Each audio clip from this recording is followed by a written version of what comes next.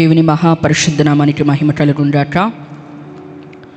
ఈ యొక్క అవకాశం ఇచ్చిన దైవజనులు జాని పుల్లెల గారికి నా వందనాలు తెలియజేస్తున్నాను. కూడి వచ్చిన సంద్రమైన మీ అందరికీ ప్రభు అయిన యేసుక్రీస్తు నామమున వందనాలు తెలియజేస్తున్నాను. దేవుడు మనతో మాట్లాడునుగాక. ఎంతమంది నమ్ముతున్నారు నాతో మాట్లాడతాడని?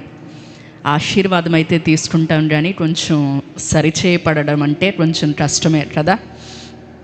ఆశీర్వాదం అయితే ఆమెను అనగలుగుతాం, కానీ దేవుడు ఏదన్నా సరి చేసుకోమంటే మాత్రం అది కొంచెం ఆమెను అనాలనిపించదు, అది చెయ్యాలి అనిపించదు, స్వీకరించాలి అనిపించదు. కానీ పరిశుద్ధాత్మ దేవుడు దానిని ఒప్పింపజేసే దేవుడు అయి ఉన్నాడు. దేవునికి స్తోత్రం, హల్లెలూయా. మంచిది. ఒక ఆదికాండము 32వ అధ్యాయము 24వ వచనాన్ని ఒక్కసారి చదువుకుందాం. ఆదికాండము 32వ అధ్యాయము 24.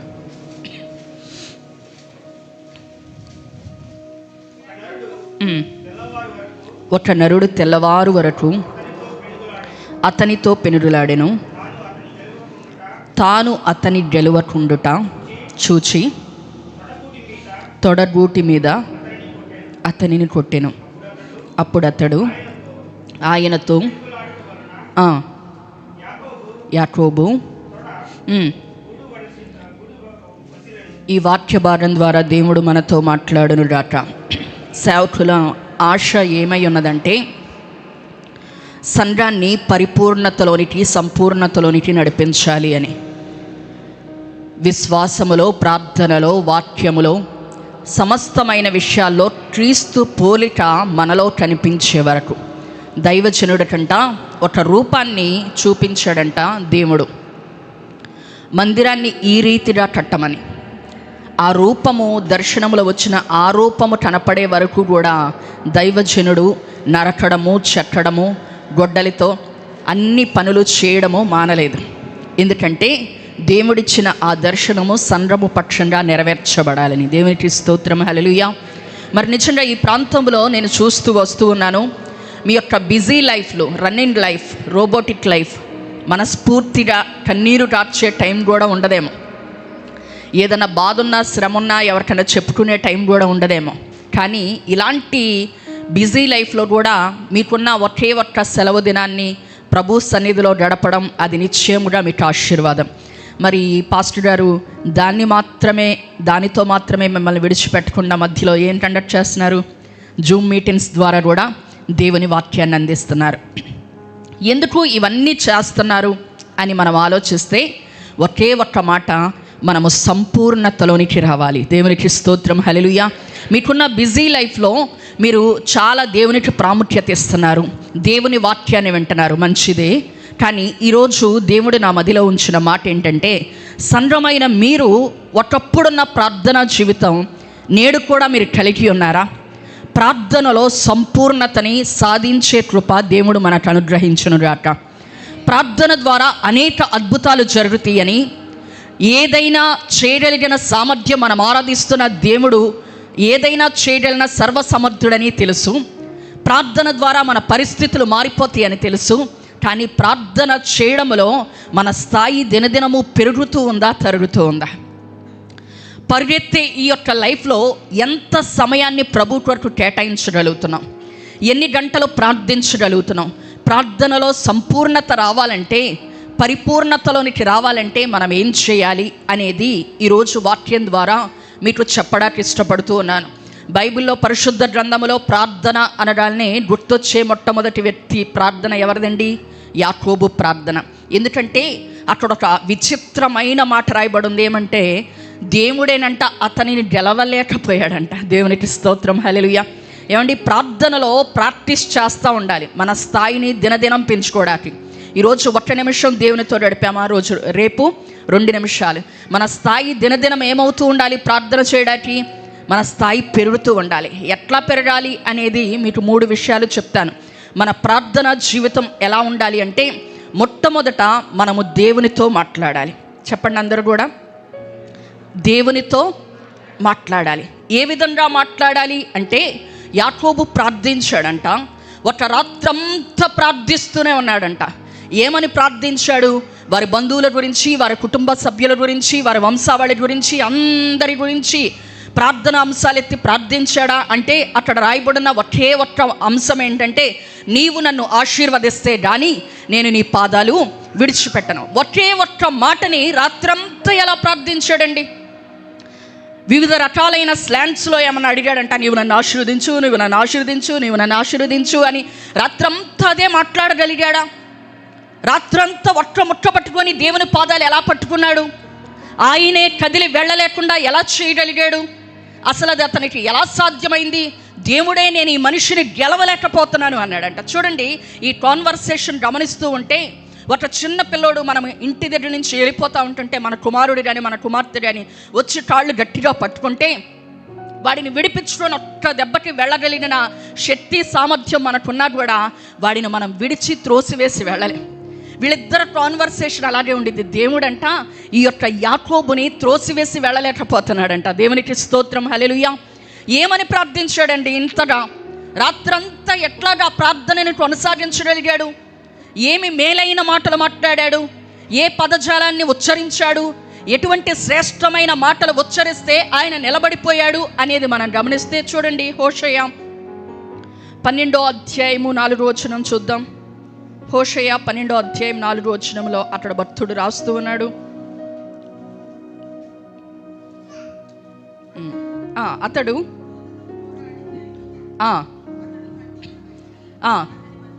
దేవునికి స్తోత్రం, హల్లెలూయా. రాత్రంతా ఏం చేస్తున్నాడంటండి? కన్నీరు విడచి అతనిని బతిమాలాడంట. రాత్రంతా యాకోబు ప్రార్థన ఏమై ఉంది?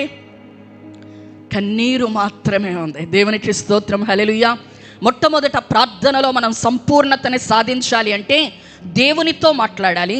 ఏ విధంగా మాట్లాడాలి అంటే దేవునితో మాట్లాడేటప్పుడు నీ మాటలు తక్కువైపోవాలి, నీ పదజాలము తక్కువైపోవాలి. మరి ఏమి రావాలంటే కన్నీరు రావాలి. దేవునికి స్తోత్రం, హల్లెలూయా. ఆ రాత్రంతా దేవుని పాదాలు పట్టుకొని కన్నీరు గారుస్తూ ఉన్నాడంటండి. ఒక స్త్రీ యేసు ప్రభు వారి దగ్గరకు వచ్చి ఆమె పాదాల దగ్గర పడింది. ఏమి ప్రార్థన చేసింది, ఏమి అడిగింది, ఏమి ఒప్పుకుంది, ఏమి ప్రభుతో వినవించుకుంది అని మనకి ఏమి కనిపించదు. కానీ ఆమె కన్నీరు గారుస్తూ ఆయన పాదాల దగ్గర కూర్చుంటే ఆయన అంటున్నాడు, ఈమె నన్ను విస్తారంగా ప్రేమించింది కాబట్టి ఈమె విస్తారమైన పాపాలు క్షమించబడిపోయినాయి. దేవునికి స్తోత్రం, హల్లెలూయా. ఏం ప్రార్థన చేసింది అక్కడ? ఆమె ఆతిథ్యం ఇచ్చిన వ్యక్తినేమో తక్కువ చేసి ఈ పాపాత్మురాలైన స్త్రీని గణపరుస్తున్నాడు దేవుడు. ఏమి ఉచ్చరించింది, ఏ పదజాలం వాడింది, ఏ మంచి పోయట్రీస్ యూజ్ చేసింది అంటే ఆమె చేసిన ప్రార్థన ఏమీ లేదు. జస్ట్ ఆయన పాదాల దగ్గర కూర్చొని కన్నీరు కార్చడం ప్రారంభించిందంట. కన్నీళ్లతో ఆయన పాదాలు కడగడం ప్రారంభించడనే దేవుడు అంటున్నాడు, ఇంత విస్తారంగా నన్ను ప్రేమించింది ఈమె విస్తారమైన పాపాలు క్షమించబడిపోయినాయి అని. దేవునికి స్తోత్రం, హల్లెలూయా. నువ్వు ఆరాధిస్తున్న దేవుడు ఎలాంటి దేవుడో తెలుసా? సముద్రాలనైనా దాటి వెళ్ళగలిగిన దేవుడై ఉండి నీ కన్నీటిని మాత్రం దాటి వెళ్ళని దేవుడై ఉన్నాడు. దేవునికి స్తోత్రం, హల్లెలూయా. సమాధి ముందున ఒక పెద్ద రాయిని పెట్టారంట, ఆయన ఎలాగైనా ఆపివేయాలని, ఆయన ఎలాగైనా నిలిపివేయాలని. అది మాత్రమే కాదు, 2 కాపలా వాళ్ళని పెట్టారంట. అది మాత్రమే కాదు, ఎక్కడైనా కూడా మీరు చూసారో లేదో కానీ ఒక సమాధి మీద అధికార ముద్ర వేయబడిందంట. కానీ ఇవన్నీ ఏవి కూడా మన ప్రభువైన యేసుక్రీస్తు వారిని నిలపలేకపోయినాయి, ఆపలేకపోయినాయి. కానీ రోడ్డు పక్కన వెళతా ఉన్న త్రోవలో వెళ్తున్న గుడ్డివాడు వేసిన కేకని విని మాత్రం ఆ దేవుడు నిలబడిపోయాడంట. దేవునికి స్తోత్రం, హల్లెలూయా. ఆయన నీ కన్నీటిని దాటి వెళ్ళే దేవుడు కాదు. ప్రార్థించేటప్పుడు నీ పదజాలము తక్కువైపోవాలి. నేనేదో గంభీరంగా ప్రార్థన చేస్తే, మంచి మాటలు ఉచ్చరిస్తే నా దేవుడు ఆలకిస్తాడేమో, ఇలాగ మాట్లాడి ఆయన్ని మెప్పిద్దాం, నేనేదో శ్రేష్టమైన మాటలు మాట్లాడితే పరలోకం కదిలించబడిద్దంటే అవన్నీ కూడా ఒట్టి మాటలే. మరి ఏం చేయాలి అంటే నీవు నీ దేవునితో మాట్లాడేటప్పుడు పదాలు తక్కువైపోవాలి. ఏమవ్వాలి? కన్నీరు ప్రార్థన రావాలి. దేవునికి స్తోత్రం, హల్లెలూయా. ఈ సంఘం మీద దేవుడు అటువంటి కన్నీటి ఆత్మను కుమ్మరించునుగాక. ఆమేన్, హల్లెలూయా. రెండోదిగా మొట్టమొదట దేవునితో మాట్లాడాలి, రెండోది శత్రువుతో మాట్లాడాలి. చెప్పండి అందరూ కూడా, ఎవరితో మాట్లాడాలండి? మొట్టమొదట ఎవరితో మాట్లాడాలి? దేవుడితో మాట్లాడాలి. దేవుడితో మాట్లాడేటప్పుడు నీ మాటలు తక్కువైపోవాలి, కన్నీరు రావాలి. రెండవది ఎవరితో మాట్లాడాలంటే శత్రువుతో మాట్లాడాలి. ఎలా మాట్లాడాలి శత్రువుతో అంటే, ఇక్కడ నీకు కన్నీరు రాకూడదు, ఇక్కడ నువ్వు కన్నీరు రాచకూడదు. శత్రువుతో చెప్పాలంట ఏమనంటే, నీ ముందు ఉన్న కొండను ఏం చేయాలంట? వెళ్ళి సముద్రంలో పడు అని చెప్పాలంట. అయ్యా మరి నా ముందయ్యా చాలా పెద్ద కొండ ఉందయ్యా, అది చాలా గొప్పగా ఉంది, అది చాలా పెద్దది అని శత్రువు గురించి దేవుడికి చెప్పడం కాదు. ఆ శత్రువుతోనే మాట్లాడాలంట. ఏమని? నువ్వు నజరేయుడైన యేసు నామములో లేచి సముద్రంలో పడు అని చెప్పాలంట. దేవునికి స్తోత్రం, హల్లెలూయా. అక్కడికి వెళ్ళి మరి నువ్వు ఎట్లయినా యేసు నామములో పో బయటికి అనకూడదు. శత్రువు ముందు నిలబడగాలని ఏం కావాలి?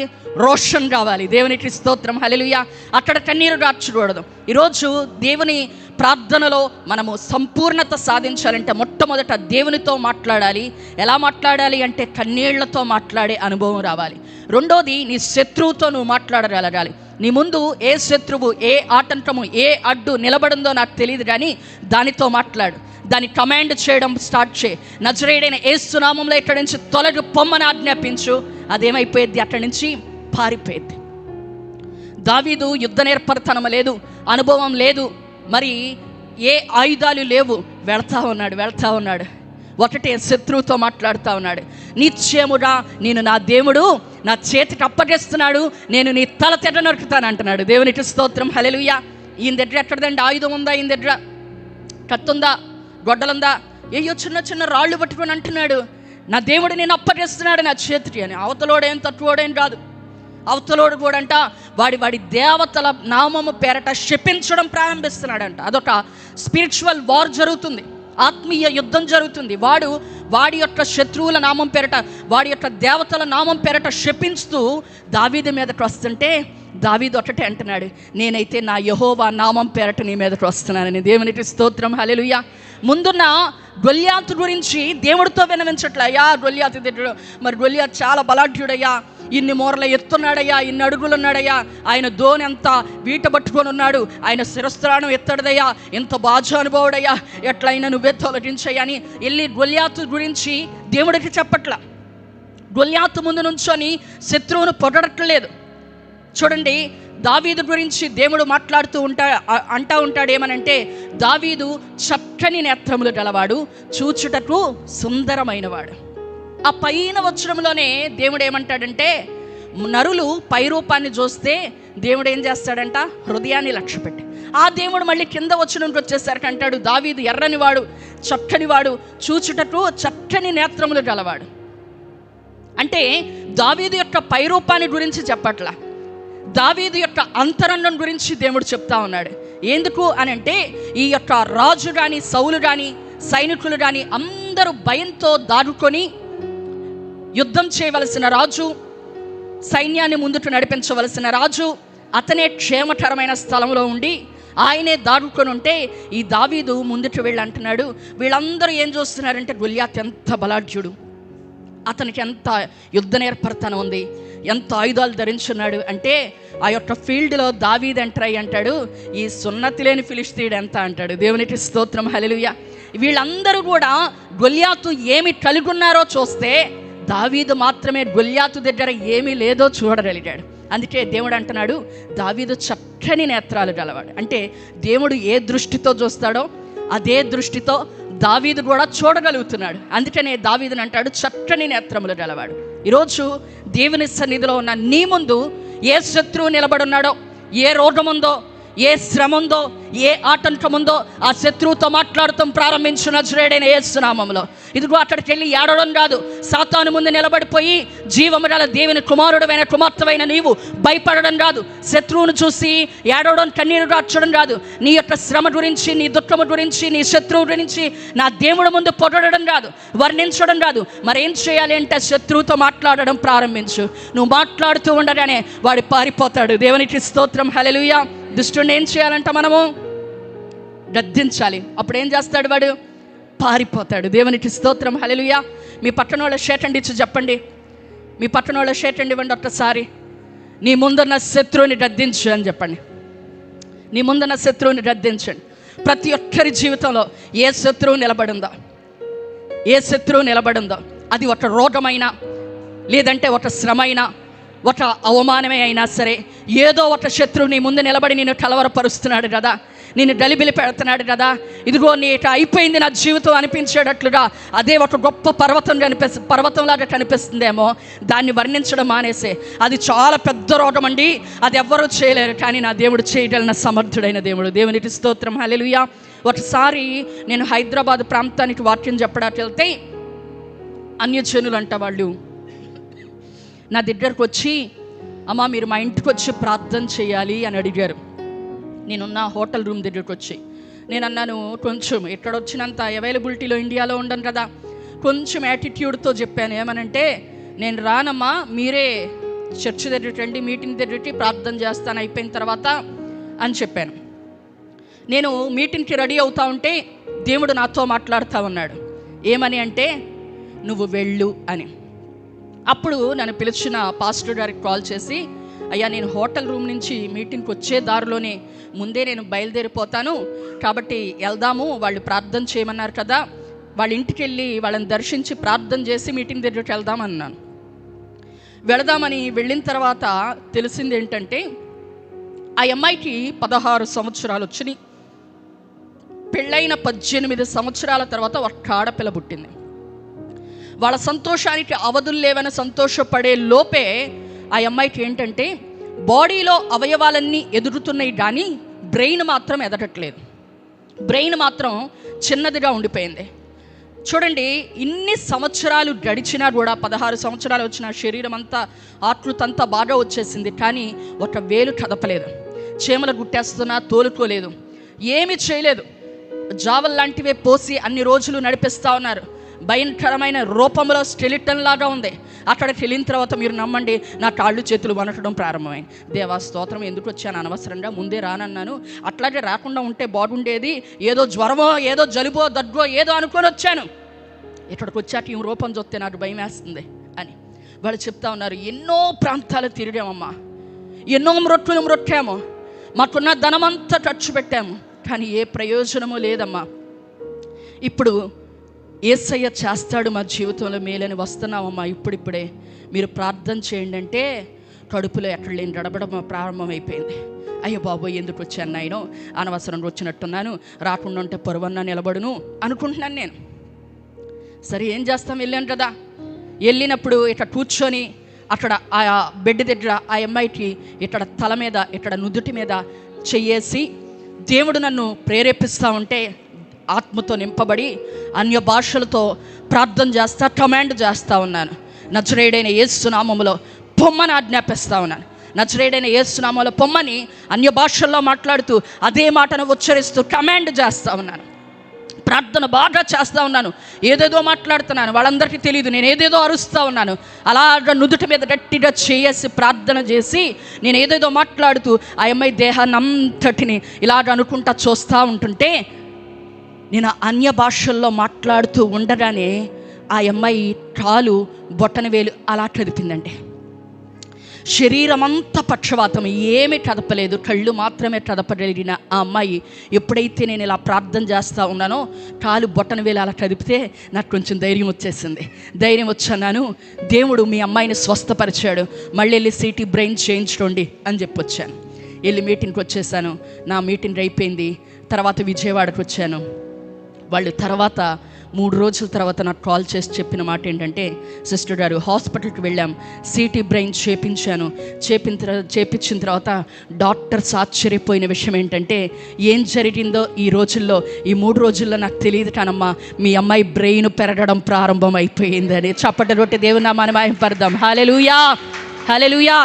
ఏమండి, కావాలంటే అమెరికా తీసుకెళ్తాను, ఎక్కడికైనా తీసుకెళ్తాను, నా కూతురు బాగుపడడం కావాలి. ఇన్ని సంవత్సరాలు ఏడిస్తే కలిగిన ఏకైక మహాలక్ష్మి అండి మా ఇంటికి. ఆ బాగుపడతాం కావాలి. చూడలేకపోతున్నాం, చచ్చిన శవంలా పడుంది. మా చేతులారా మేము చంపుకోలేకపోతున్నాం. నా కూతుర్ని బ్రతకడానికి అవకాశాలు లేకుండా ఉన్నాయి. ఏం చేయాలో తెలియట్లేదన్న ఆమెని దేవుడు ఆ భయంకరమైన చీకటి శక్తుల నుంచి విడిపించి సజీవురాలుగా నిలబెట్టాడు. దేవునికి స్తోత్రం, హల్లెలూయా. నీ ముందు నా శత్రువు, నీ ముందు నా శ్రమ, అది ఎలాంటిదో నాకు తెలియదు. అది షుగర్ వ్యాధి అయినా, అది ఏ రోగమైనా, ఏ బాధ అయినా, నీ శత్రువుతో మాట్లాడు, ఇక్కడి నుంచి పొమ్మని ఆజ్ఞాపించు యేసు నామములో. స్తోత్రం, హల్లెలూయా. ఏం చేయాలంట? శత్రువుతో మాట్లాడే అనుభవం కలగాలి. ఫస్ట్ దేవునితో మాట్లాడాలి. అది ఏ విధంగా మాట్లాడాలి? కన్నీళ్లతో మాట్లాడాలి. కన్నీళ్లతో ఆయన పాదాలు పట్టుకోవాలి. రెండోది, మన శత్రువుతో మాట్లాడాలి. ఎట్లా మాట్లాడాలి? అక్కడ మాత్రం కన్నీరు కార్చకూడదు, అక్కడ మాత్రం భయపడకూడదు. ఎప్పుడైతే నువ్వు భయపడ్డావో శత్రువుని మీద విజయాన్ని చూసేస్తాడు. భయపడ్డావో శత్రువుని మీద విజయాన్ని చూస్తాడు. నేను వివాహం చేసుకోకుండా సమర్పించుకొని 11 సంవత్సరాలు ప్రభు పరిచర్యలోకి వచ్చి మా నాన్నగారు నన్ను ఎలా పెంచారు అంటే, ఇక పాదము భూమి మీద నడిపించరేమో అన్నంతగా పెంచారు. అరచేతుల మీద కాళ్ళు పట్టుకొని నడిపిస్తారంటారు చూసారా, అంత గారాబంగా పెంచారు. ఎక్కడికి ఓన్గా నన్ను బయటికే పంపించేవాళ్ళు కాదు, ఎక్కడికి నన్ను ఓన్గా బయటికి పంపించేవాళ్ళు కాదు. ఈవెన్ కాలేజెస్కి, స్కూల్కి, స్కూల్ డేస్ నుంచి కాలేజ్ డేస్కి వాళ్ళు ఏ ట్రిప్పులకి వెళ్ళినా, ఏ షికారులకి వెళ్ళినా, ఏ టూర్లకి వెళ్ళినా, ఏ ఫంక్షన్స్ ఉన్నా ఎక్కడికి నన్ను పంపించరు. ఏ బంధువుల ఇళ్ళకి నన్ను పంపించరు. అలా తీసుకెళ్ళి ఎక్కడికైనా సరే, డ్యూటీకి అయినా సరే, ఎక్కడికైనా అలా తీసుకొచ్చేసేవాళ్ళు భద్రంగా. నేను ఒక రోజు అడిగాను, స్కూటీ కొనుక్కుంటే బాగుంటుంది అనిపిస్తుంది డాడీ నాకంటే. అదెంత పని అని నిమిషంలో స్కూటీ తీసుకొచ్చేసారు. కానీ స్కూటీ డ్రైవింగ్ మాత్రం నాకు ఇవ్వలేదు. మళ్ళీ తర్వాత ఒక బయటికి వెళ్దాం, ఎలాగైనా సరే బయటికి వెళ్ళాలి, ఫ్రెండ్స్తో ఉండాలి అని అనిపిస్తుంది కదా అన్నాను. నేను ఏమనంటే, డాడీ ఇట్లా లాభం లేదు కానీ నేను కీబోర్డ్ నేర్చుకుందాం అనుకుంటున్నాను, కీబోర్డ్ నేర్చుకుంటానని అడిగాను. కీబోర్డ్ నేర్చుకుంటావా? సరే అయితే అని కీబోర్డు పెద్దది తీసుకొచ్చేసారు. యమహా కీబోర్డు తీసుకొచ్చేసి ఇదిగో కీబోర్డు నేర్చుకో అన్నారు. ఏంటి ఎట్లా నేర్చుకుంది? టూయు అని నేనేమనుకుంటానంటే, ఇంట్లో కూర్చొని నేర్చుకో అన్నారు. ఎందుకు ఈ విషయాలు మీరు చెప్తా ఉన్నానంటే, అంత డిపెండెంట్ అనమాట. ఏది ఓన్గా డిసిషన్ తీసుకోలేను, ఎక్కడికి ఓన్గా ట్రావెల్ చేయలేదు. కానీ దేవుడు నన్ను సేవకు పిలిచిన తర్వాత ఆ సేవ అంటే నాకు పరమ అసహ్యం. ఎందుకు అసహ్యం అంటే, మా నాన్నగారు మా అమ్మగారు ఇద్దరు పరిచర్యలో ఉన్నారు. వాళ్ళిద్దరు పరిచర్యలో పడిన కష్టాలు, శ్రమలు, అవమానాలు చూసాం కాబట్టి ఇట్లా చస్తే సేవ చేయకూడదన్న నిర్ణయం నా నరనరాల్లో పోతుకుపోయింది. మంచి యవన దశలోనే ఆ సేవలో, ఆ పరిచర్యలో పొద్దునే లేచి నిర్ణయించి ప్రార్థనే, రాత్రి పడుకున్న ప్రార్థనే, కుటుంబ ప్రార్థన, ఉపవాస ప్రార్థన, ఆల్నైట్ ప్రార్థనలో, ఆరాధనలో, ఎప్పుడు సెలవు వచ్చినా, పండుగ వచ్చినా, పబ్బం వచ్చినా, ఏదొచ్చినా ప్రార్థనే.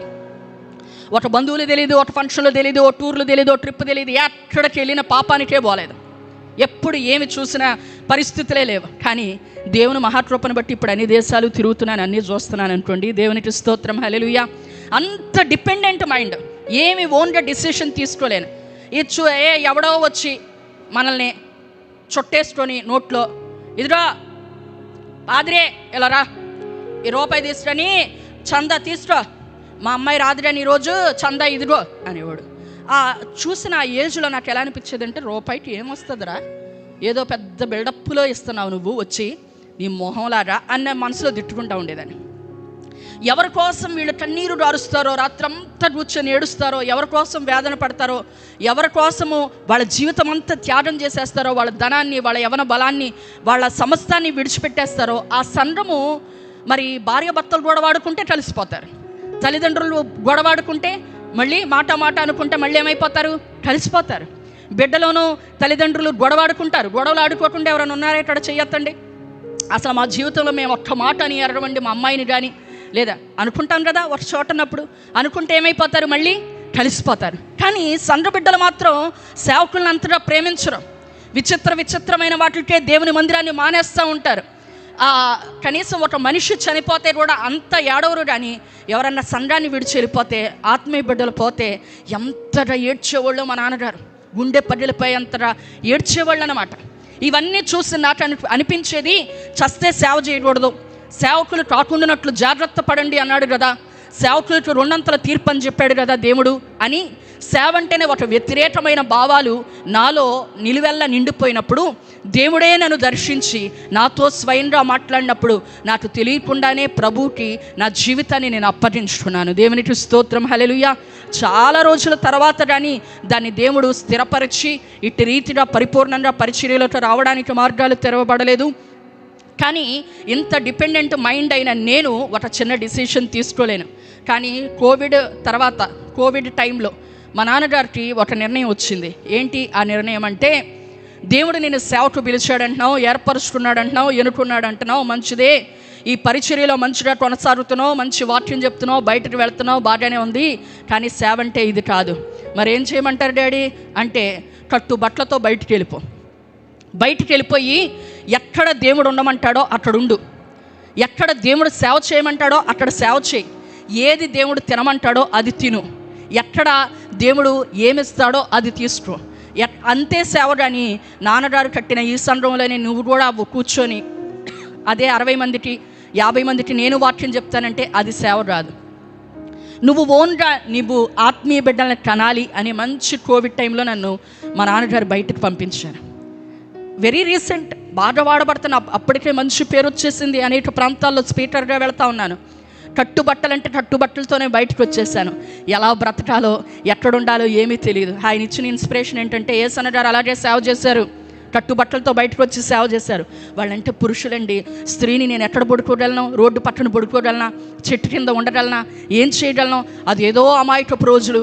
వాళ్ళు బైబిల్ పట్టుకొని ఇంటింట తిరుగుతూ ఉంటే ఎవరన్నా ఒక ముద్ద పెడతా ఉండేవాళ్ళు. ఇప్పుడు ఈ దినాల్లో ఇంత సోషల్ మీడియా ఎక్కువ అయిపోయిన ఈ నేటి రోజుల్లో నేను ఎలా సేవ చేయాలి ఏంటని కట్టుబట్టలతో అలాగ బయటకు వచ్చేసి ప్రభు దగ్గర ప్రార్థించుతూ నడుస్తూ వెళతా ఉన్నాను. ప్రభు నీ చిత్తానుసారంగా నన్ను నడిపించాను. ఒక ప్రాంతానికి వెళ్ళి సెకండ్ హ్యాండెడ్ బట్టలు దొరికితే ఆ సెకండ్ హ్యాండెడ్ బట్టలు కొనుక్కొని, మరి రెండో డ్రెస్ లేదు కదా, అవి వేసుకొని తిరుగుతూ ఉన్నాను. అర్థమవుతుందా? దేవుడు ఎక్కడికి నడిపించాడో ఒక్క నిమిషానికి నా జీవితంలో దేవుడు అద్భుతాలు చేస్తూ ప్రతి నిమిషం ఆయన నాతో ఉన్నానని రూఢపరుస్తూ నడిపిస్తూ ఉన్నాడు. నన్ను అడుగుతూ ఉంటారు చాలామంది, మరి ఎలాగ ఒక్కడే ప్రయాణం చేస్తారు? ఎన్నో ప్రాంతాలకు వెళ్తారు మీరు, వాళ్ళెవరో మీ మొహం వాళ్ళ మొహం మీకు తెలియదు, మీ మొహం వాళ్ళ తెలియదు, ఏదో యూట్యూబ్లో చూస్తూ ఉంటారు, పిలుస్తారు. వాళ్ళని నమ్మి తెలియని మరి మధ్యప్రదేశ్, ఉత్తరప్రదేశ్, కర్ణాటక ఇలా ఎలా వెళ్ళిపోతారు? ఒరిస్సా ప్రాంతాలు అవన్నీ ఎలా వెళ్ళిపోతారు మీరు? ఇక్కడ దుబాయ్లో ఇంగ్లీష్ ఎలా ఉండిద్దో వాళ్ళ ఇంగ్లీష్ అలాగే ఉండిద్ది. ఇక్కడ కూడా కొత్త లాంగ్వేజ్ ఉంది కదా ఇంగ్లీష్లో, sleeping no sleeping, eating no eating. నా ఇంగ్లీష్ అంతా మర్చిపోయి నేను కూడా అట్టారు మాట్లాడేసేస్తున్నాను. వాళ్ళు కూడా అలాగే పిలిచేవాళ్ళు నన్ను, అట్ట యూ కమ్ము మీటింగ్ February 2, 3, 4 అని, అంతే.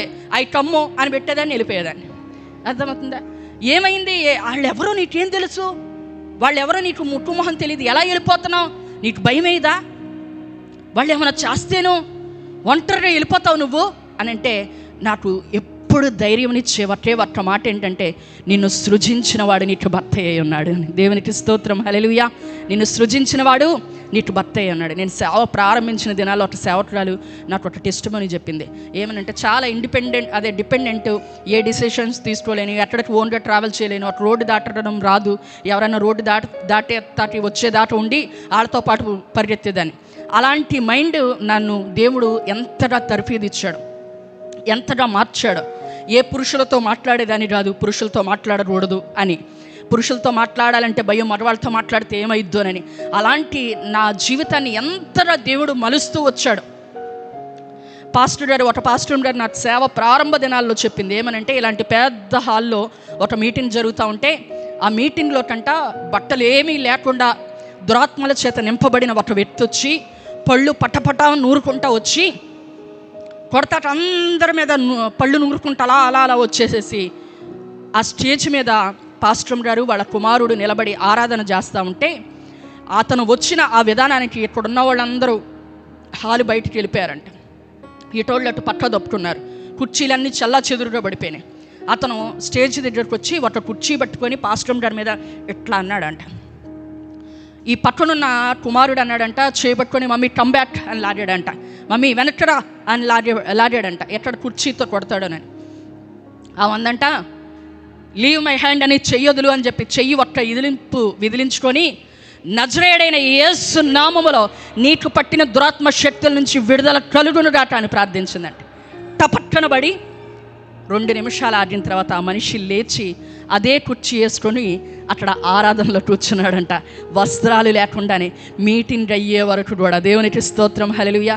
నీవు భయపడితే గనక అప్పుడే నువ్వు అపజయం చూస్తావు. నేను ఒక్క నిమిషం నా కుమారుడు చెప్పినట్లు ఒక్కడుగు అలా వెనక్కేస్తే సాతానుడికి నేను భయపడిపోయినట్లే ఆ రోజు నేను అపజయం చూసేదాన్ని. కాబట్టి శత్రువుని జయించాలంటే నువ్వు ఏడవకూడదు, పిరికిదానిలాగా మాట్లాడకూడదు, కన్నీరు దాచకూడదు. మరేం చేయాలి? జీవము గల దేవుని నామం పేరట వాడిని గద్దించినట్లయితే నీ ముందు ఏ శత్రువు ఉందో ఈ మధ్యాహ్న సమయంలో అది పారిపోబోతుంది. దేవునికి స్తోత్రం, హల్లెలూయా, హల్లెలూయా. ఒక్క నిమిషం చప్పట్లు కొడుతూ నీ ముందున్న శత్రువుని గద్దించు. అది రోగమైన, వ్యాధైన, ఇరుకైన, ఇబ్బంది అయిన, అసమాధానమైన నజరేయుడైన యేసు నామములో ఇప్పుడే విడిచిపోతుంది. ఆమేన్, హల్లెలూయా. మొట్టమొదట దేవునితో మాట్లాడాలి. ఎలా మాట్లాడాలంట? కన్నీళ్లతో మాట్లాడాలి. రెండోది ఎవరితో మాట్లాడాలండి? శత్రువుతో మాట్లాడాలి. ఎలా మాట్లాడాలంట? అధికారంతో మాట్లాడాలి. మూడోది ఎలా ప్రార్థన చేయాలంటే ఆత్మతో, పరిశుద్ధాత్మతో ప్రార్థన చేయాలి. నా డ్యూటీ 24 hours ఉండేది, మ్యాక్సిమం 2D ఎక్కువ అంటారు. ఎంతమందికి ఐడియా ఉందో? ఐఐటి స్కానింగ్ చేశారంట కాబట్టి ఐడియా ఉంటుంది. హార్ట్ సర్జరీ బైపాస్ చేశారు కాబట్టి గుండెకి స్కానింగ్ చేస్తారనమాట. గుండెకి స్కానింగ్ చేసే డిపార్ట్మెంట్లో 2D ఎక్కువ చేస్తూ ఉంటాను నేను. మ్యాక్సిమం 10 to 6, 7 అలా డ్యూటీ చేసి మళ్ళీ తర్వాత ఆన్ కాల్స్ అనమాట. ఎవరైనా గ్యాస్ నొప్పి అని వచ్చినా, ఏ పెయిన్ అని వచ్చినా కూడా వాళ్ళకి వెళ్ళి స్కాన్ చేసి వాళ్ళు సర్వైవ్ అయ్యే వరకు నేను ఉండేదాన్ని. 24 hours నేను ఆన్ కాల్స్లో ఉండేదాన్ని.